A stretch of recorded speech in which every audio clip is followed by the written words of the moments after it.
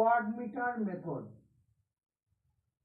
দুটো ওয়াট মিটারের মাধ্যমে ব্যালেন্স লোডে থ্রি ফেজ সাপ্লাইয়ে বিভিন্ন ধরনের যে পাওয়ার ফ্যাক্টর থাকে তার মানগুলো দুটো ওয়াট মিটারের রিডিং কিভাবে ওঠে সেটা দেখানোর চেষ্টা করব।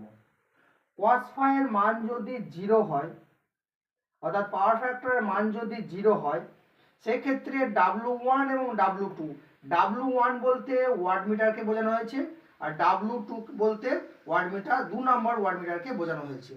তাহলে যখন cos phi এর মান 0 হচ্ছে তখন W1 এর মান পজিটিভ হবে এবং W2 এর মান নেগেটিভ হবে।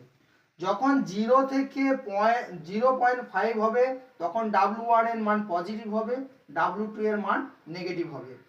যখন পাওয়ার ফ্যাক্টরের মান 0.5 হবে সেক্ষেত্রে একটা ওয়াট মিটারে পজিটিভ দেবে, একটা ওয়াট মিটারে কোনো রিডিং দেবে না, 0 দেখাবে।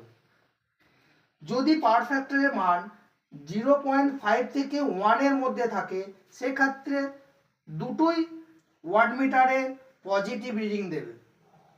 আর যদি পাওয়ার ফ্যাক্টরের মান 1 হয় তাহলে সেক্ষেত্রেও দুটো ওয়াট মিটারের রিডিং পজিটিভ দেবে। Thank you.